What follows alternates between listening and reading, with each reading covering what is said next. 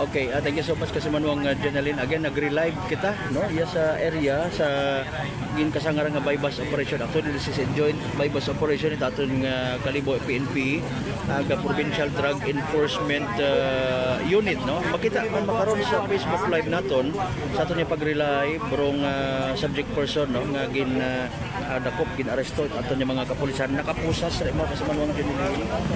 Okay, aga earlier sa mga nakapamantaw sa aton nga live man, may anat ang karang gitpuot sa nakaroon nga busa. Ro ginapatihan nga ito nga bypass man, isang kapouch pa nga kung sa may sugod nga mga suspected drugs.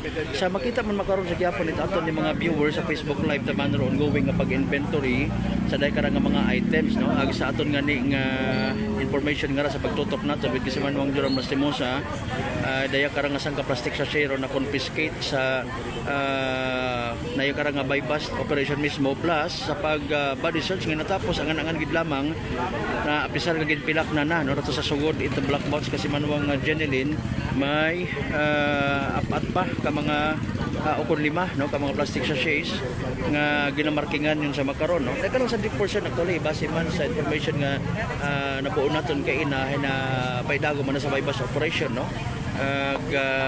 Siyempre hay nayang naging subject man, no, pag-monitor it aton yung mga kapulisan, no, pero makaron ay nagbalik agali, no, base sa information naging konporma makaton kay na ni kagawad Kimil Garejo it aton nga poblasyon mo kay nakararong sa bilog sa mga insulating businesses nga nagsunod sa karang nga operation. Mangayo abi kita isang kurot nga akuan, excuse mo mga. Okay.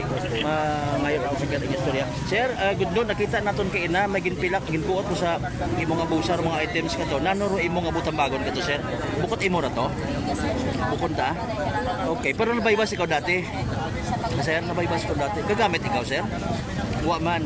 Okay. Ay nanuro sistema kay ina nagamotor ka ag bago natabo ron kuan istorya ba sa kireyang. Ano gindumog ikaw hindi mo kay ina? Tama ba? Okay. Ayan nanuro imong reaction sa mga items nga sir nga nabuog. May Ginoo kita. May Ginoo kita. Okay. Salig lang sa Ginoo.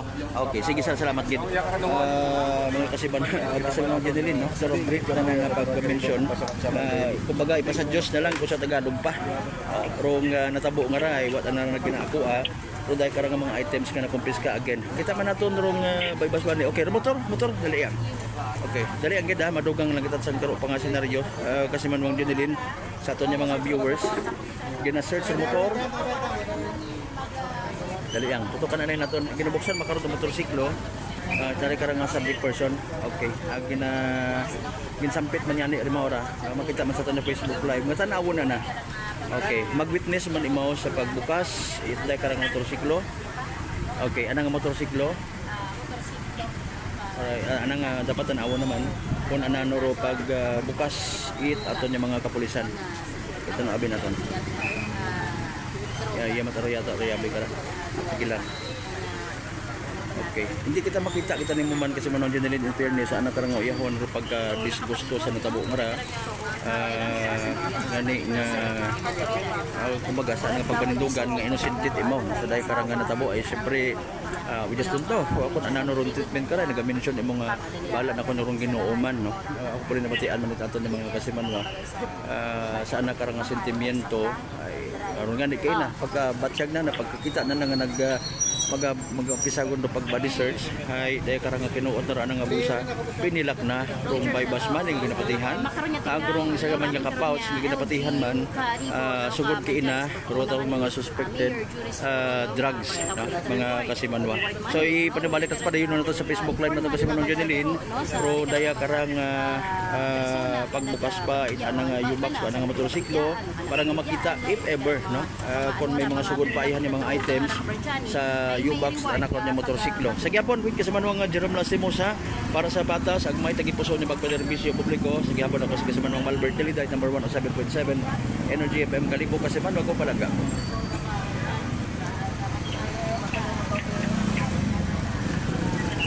Okay, sa pagpadayon sa ating Facebook live kakatapos na itong mga man Okay.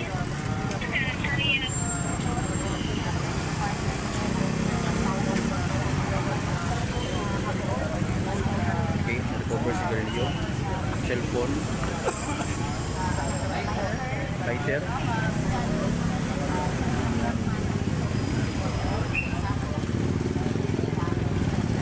Sa box na, sa box.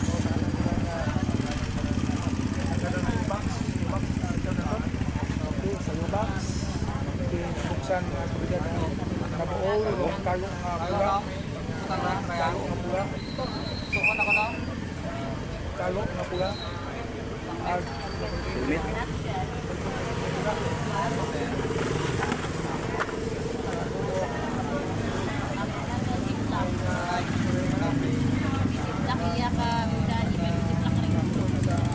Okay, harapan mo nagtanaw actually. Tanaw man ikaw.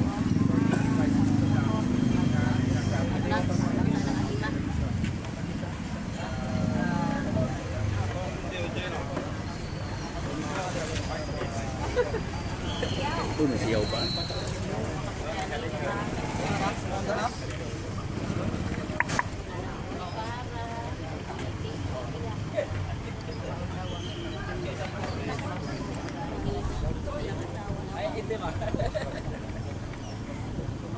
At least kung di man natin makita mga kasimanwa ginabuo itong cooperative ginabutang sa inventory table.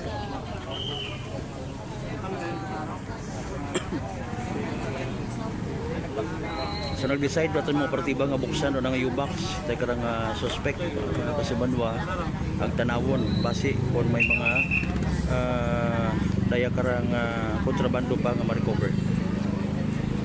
So naka-plastic nakatutok mo kan daw attention sa nakatutok sa plastic nga mga kasiman pa na nasugod.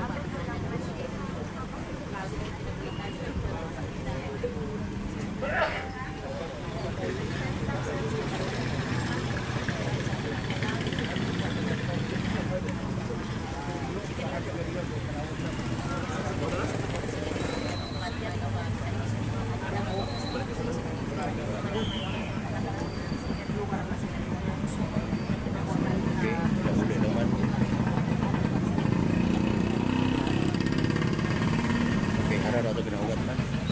Nagwasugod ka na. Plastic. Mga face mask, ID.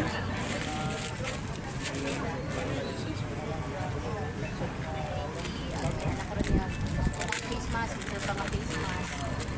Face mask pagit. Mga face mask.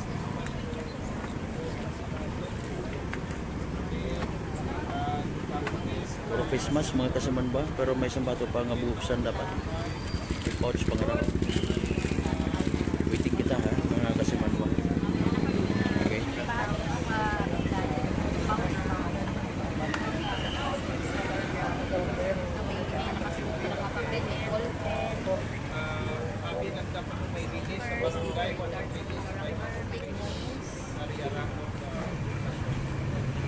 Okay. Yung baliskat pero pouch ang mga sugat.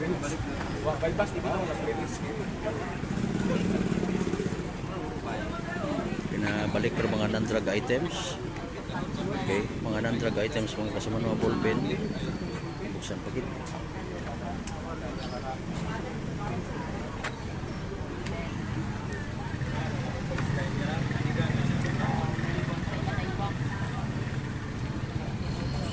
Kay John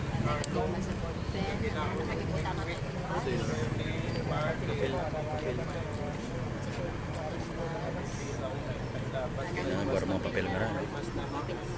Ano ra? Ano motor? Balik na Papel, motor, motor mga kasama.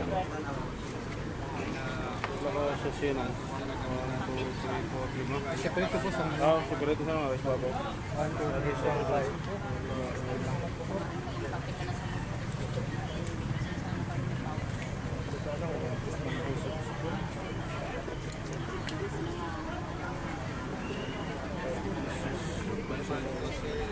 Okay. So far mga non-drug items lang man dong sugod ita day karang siplak simple ka plastic pouch.